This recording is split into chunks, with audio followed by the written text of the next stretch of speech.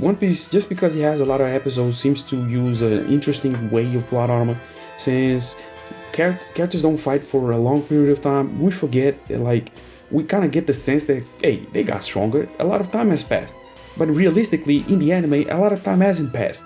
And realistically, they don't have time to train that much. And realistically, they're not supposed to be that strong. Like, it's an interesting type of plot armor. It's the slow plot armor that we don't get because time has passed.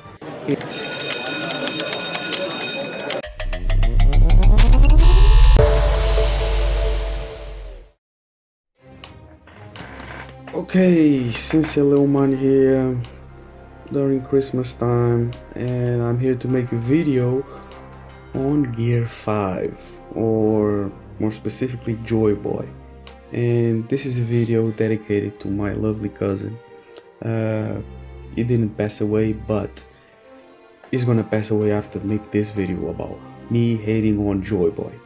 Okay, I hate Joyboy, seriously, I did. And here are 5 reasons why.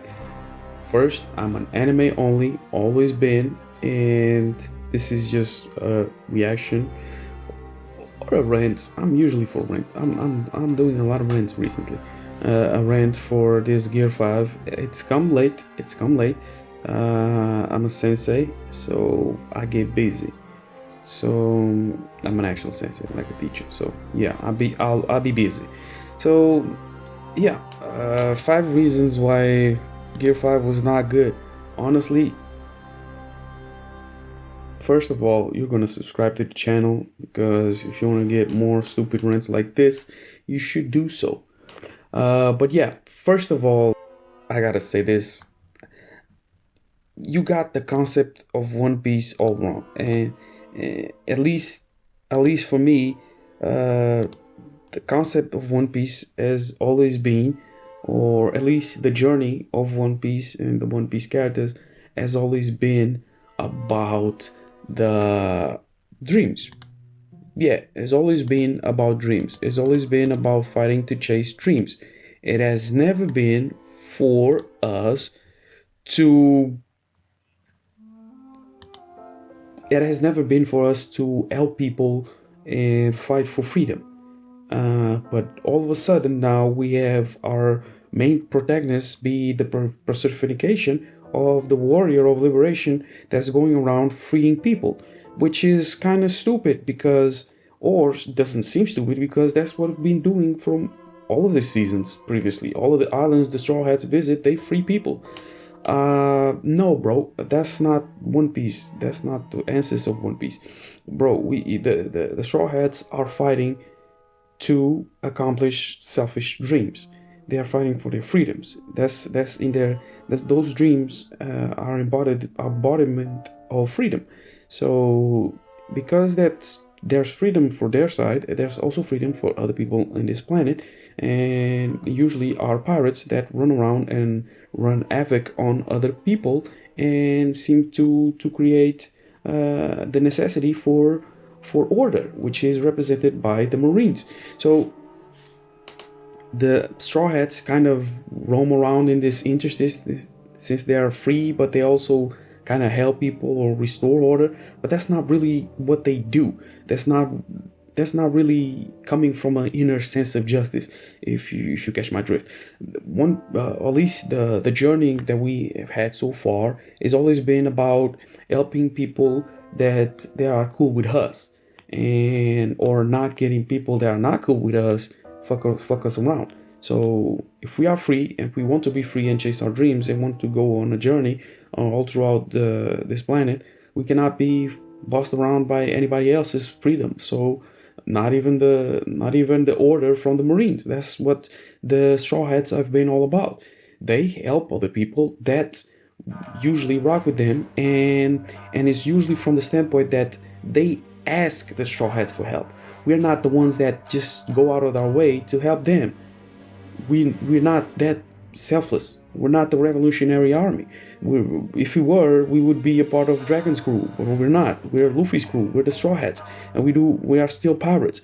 We help other people achieve their dreams, and other people really flush out their real desires. That's why always we see in the Nami or the Nami arc or the Alon Park arc where she cries for Luffy for help, or when Luffy asks Nico Robin why or what does she want, what does she really want, and that's been the Straw Hats motives all along, that they show people what they really want and that they should strive for their freedom and live by their freedom and die by their freedom. And there's no problem to die for their freedom if it means achieving their dreams.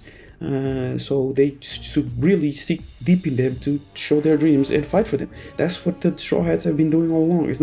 We're not just going around places and see where the most oppressed. It's not the oppression Olympics or something, that we're just going there to freedom fight. They're not social justice warriors.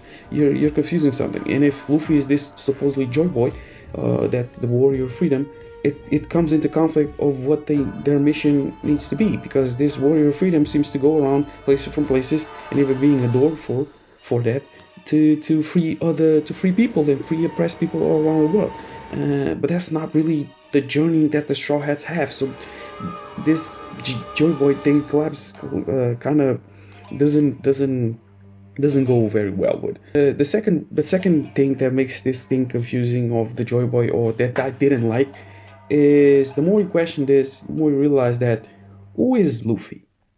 Like, who is Luffy? Is Luffy Joyboy, or is Joyboy Luffy? Like, the only difference we got, even Kaido has the same freaking thing. The only difference we got since this supposedly resurrection of Joyboy is that Luffy died and he came back, and supposedly as Joyboy, or Joyboy returned. We claim that Joyboy returned, not that Luffy got reincarnated with the help of Joyboy. So, and this all has been because this supposed Gomu Gomu no Mi fruit is a legendary Zou type that can apparently is a legendary Zou type that apparently has a will of its own and has been fighting, or has been running away from the freaking Marines. So for 800 years.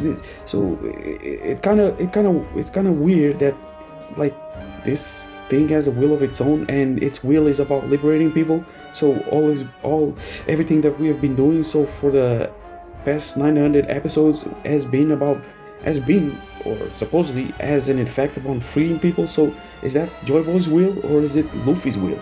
Like, is it Luffy, or is it Joyboy?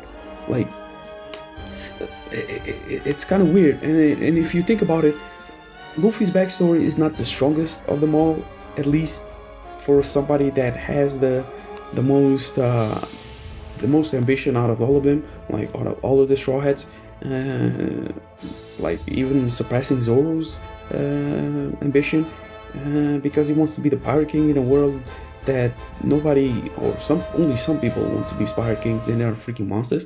And it's kind of weird that his freaking motive behind it is just a simple sacrifice from Shanks. Like a sacrifice from Shanks, or a little promise he made with Shanks, somebody they admired. Like, it's not even that strong for you to be willing to die and putting other people in danger to die for your dream as well, to become Pirate King and going against the Marines and everything, and against other pirates, going against the world pretty much, just because you made a promise to a guy that you admired. It would be like, and plus, Shanks is not even dead. So it's not even honor of Shanks or whatever. It's supposed to be his own will to be Pirate King, but it's like a childish dream, in a sense that there's no real purpose behind it. Like, Shanks sacrificed an arm for you, so now you're gonna risk your life to become Pirate King because of something you said as a kid.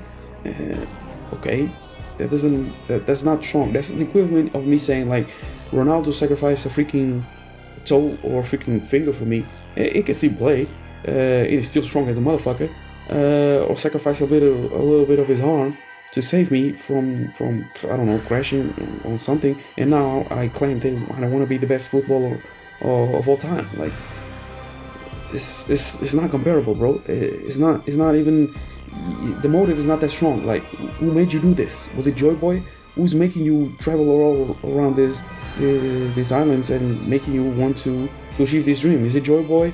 Is it the God Hand? Is it Griffith? Is it Aaron? Is it Aaron? Is it really Aaron? Probably is Aaron, but it's probably Joyboy. Joyboy D Aaron, I guess.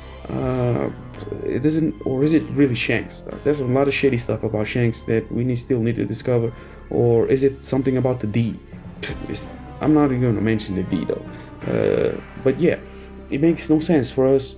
We kind of lose Luffy's integrity in it, because where is it? Where is it? Like, the third issue I have with this is that it's gonna kill the villains in this show. Like, and literally we had to kill Big Mom and Kaido. Like, that was surprising. That was surprising for me. I know we already know that the Marines cannot really kill Kaido or really restrain him, but the fact that they really killed Kaido and Big Mom in this arc was okay. So we're gonna kill antagonists now. That's what we do in One Piece. I know they're evil, but like, killing them is an extreme decision by the author, I would say. But anyway, what I mean is that this Gear 5 Joyboy stuff is gonna kill pretty much all the rest of the villains in this show, because they're gonna become boring. Here's the thing. All of this oppression versus liberation thing in One Piece is a duality that's underneath the story, or at least underlined in the story. It's not the main focus. Okay? It's not the main focus. The pirates are freedom and the Marines are order and whatever. And this is the underlying subplot or the underlying theme of the show. But by having this Joyboy thing, and by having its importance on liberating people, you are essentially telling, or essentially putting, this freedom fighting as the main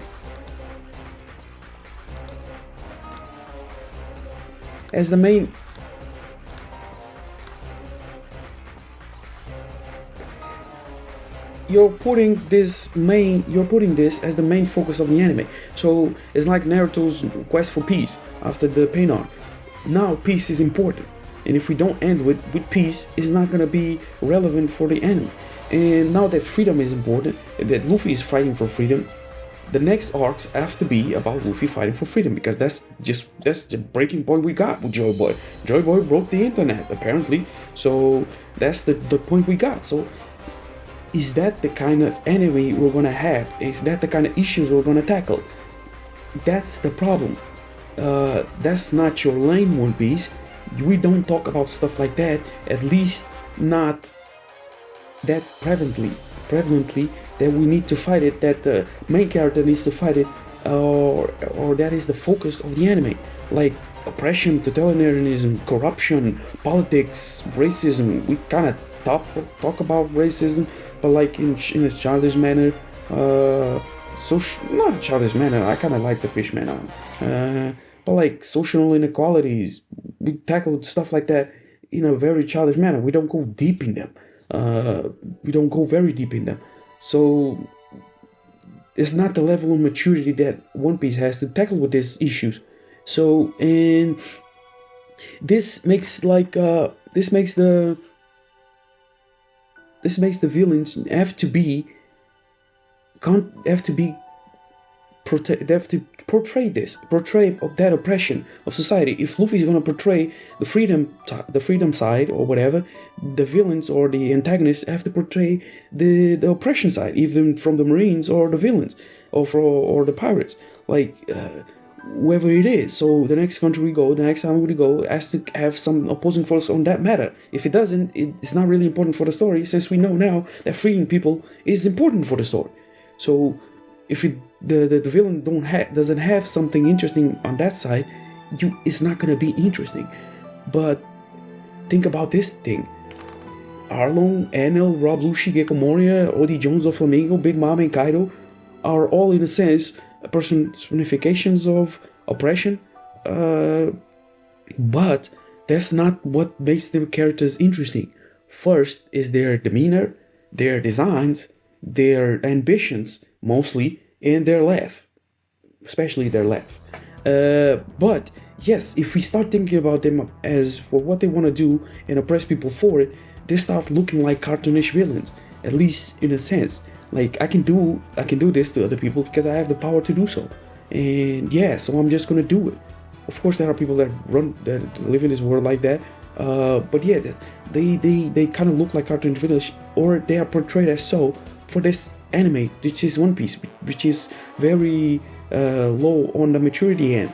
So if you're gonna portray another villain that's interesting or supposed to be interesting, it's gonna be a tyrant, and if it's a tyrant, it's gonna have no freaking interesting reasons for being a tyrant or for being oppressive of people. Why do we have a century that's gone because people, or why do we need a century that's gone? What happened in that century? Well, is there a good motive for it?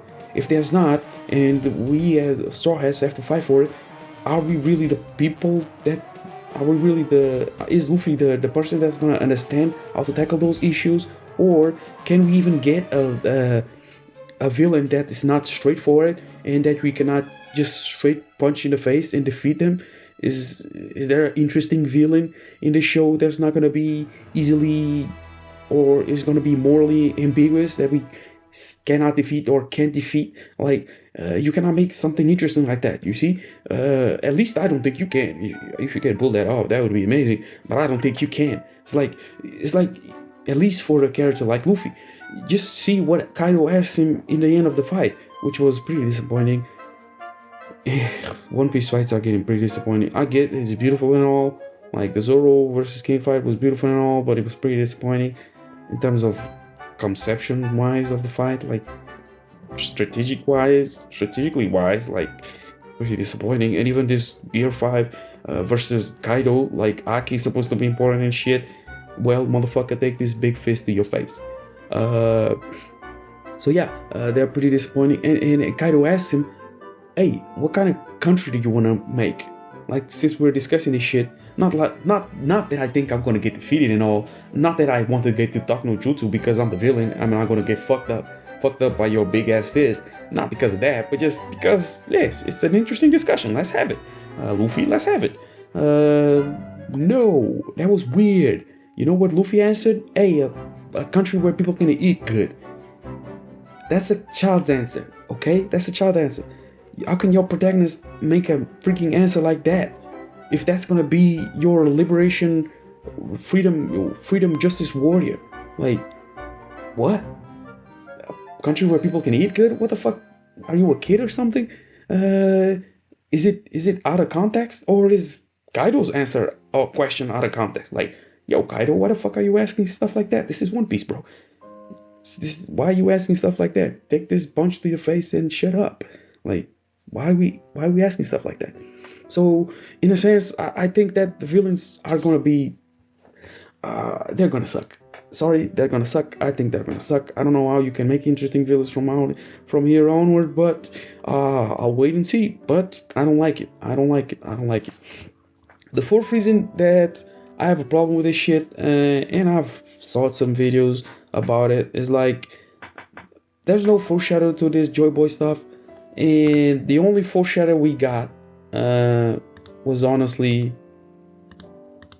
the only foreshadow we got was like one or two, and the most important one came from the Fishman Island, and where Nico Robin was talking to Poneglyph to herself about this Joyboy and about the Asian weapons or whatever. And the second one, or the most relevant ones, were in one already. All the other ones were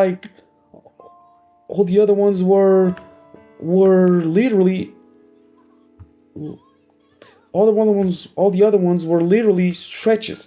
Bro, I saw this OR video, like, oh, if I broke the internet, bro. What the fuck? Like, shadows of whatever, shadows here, shadows there, bro. People worshipping the sun god. Okay, but now Luffy is actually the sun god. Luffy's freaking Devil Fruit is actually sun god and whatever. And he's actually a Zoe type, bro. What?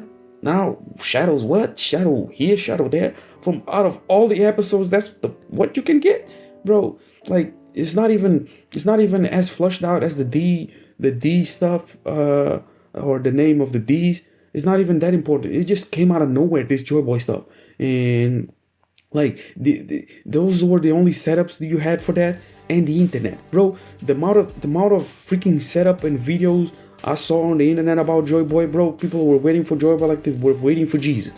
God damn, that was the setup. That was the setup. The hype was there. The hype was the online hype. That was the hype for Joyboy, and most of the hype is still there, because people are trying to compare this to the Super Saiyan, bro. The Super Saiyan G? Seriously? Come on, man. The Super Saiyan was the most fleshed out power scaling or power up from we've seen in years, bro.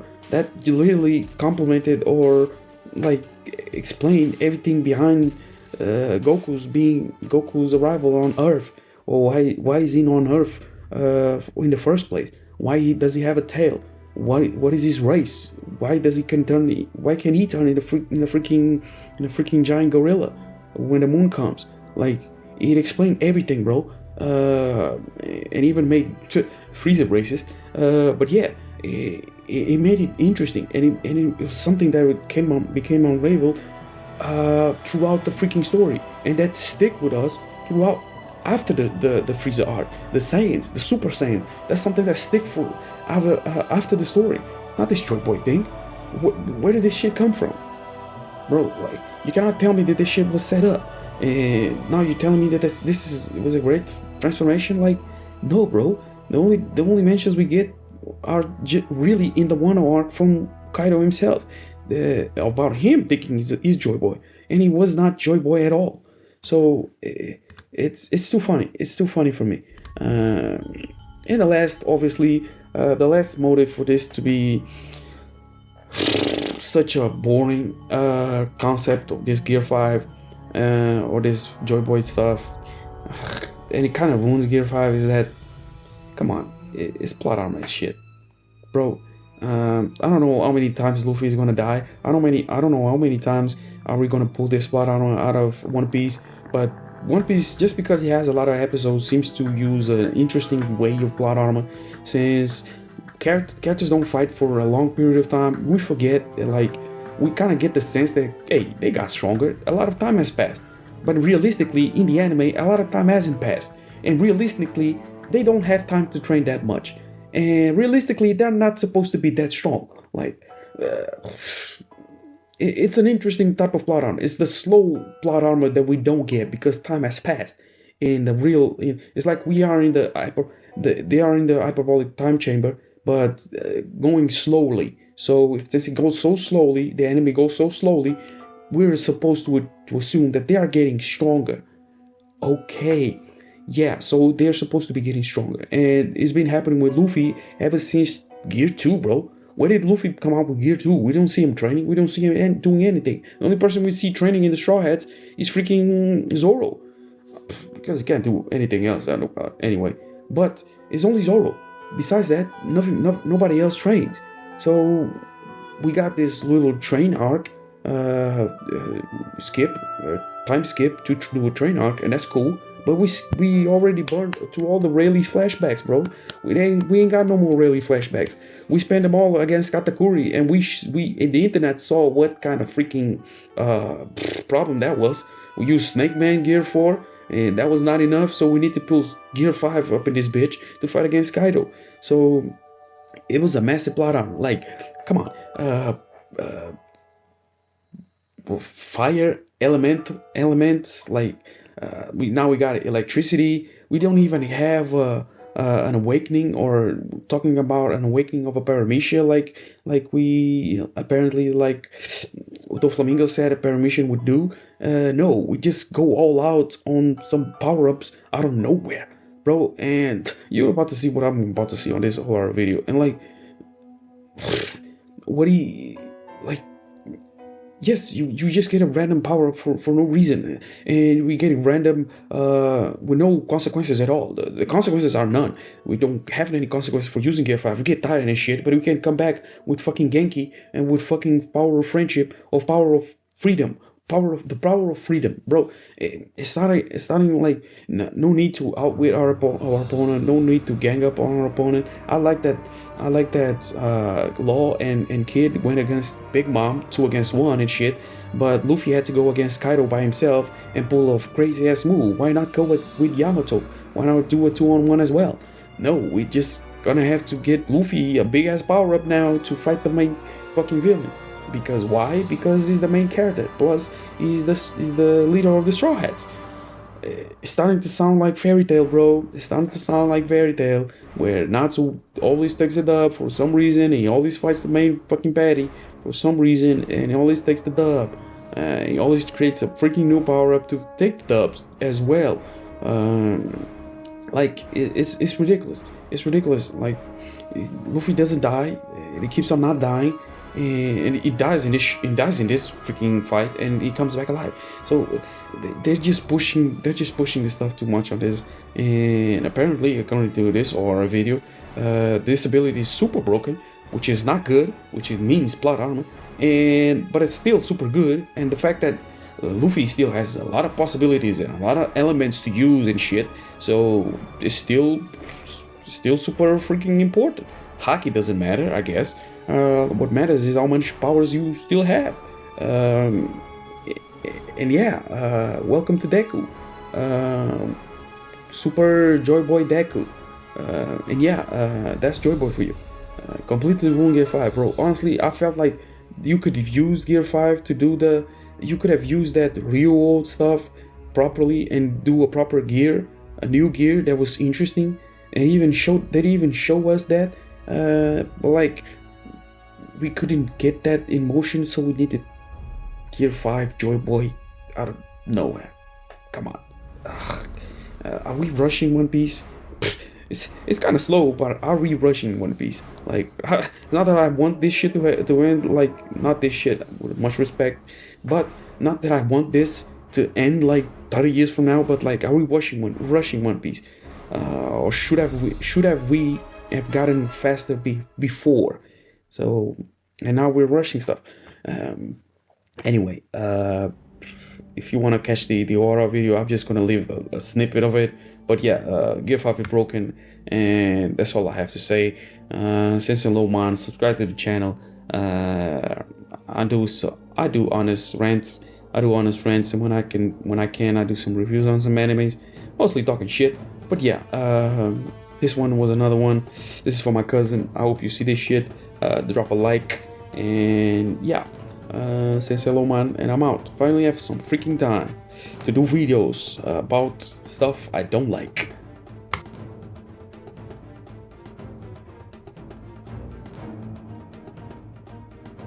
But perhaps the most broken of Luffy's abilities, and the one that most people think of with Gear 5, is Luffy's newfound ability to make his imagination into reality. Let me repeat that. He can turn his imagination into reality, and this is where the Devil Fruit truly becomes one of the most overpowered abilities in the series. Because as we've already seen, Luffy can now do things that just seem absolutely impossible, such as freely manipulating his size to become bigger and buffer, even giant size. And we will even see later on that he can apparently create things out of thin air like goggles. But that's just the start, because Luffy's new powers might also explain one of the biggest mysteries about his powers ever since the time skip. That's because back in Fishman Island, Luffy first revealed that he somehow had fire powers when he defeated this fishman here with his Red Hawk attack. And then, as you'll remember, just a while ago against Kaido, he used an even bigger red rock fire attack, which just completely blew my mind in the anime, by the way. And for years, many people have been theorizing that Luffy could use fire because of super hot friction, but now we finally know for sure that his fire abilities most likely have just been an early example of Luffy's extraordinary Devil Fruit awakening, and basically him imagining his brother's powers. And honestly, that might just be the start of Luffy's elemental abilities, because, little spoiler warning here, Gear 5 has even allowed Luffy to grab lightning and throw it at his opponent. So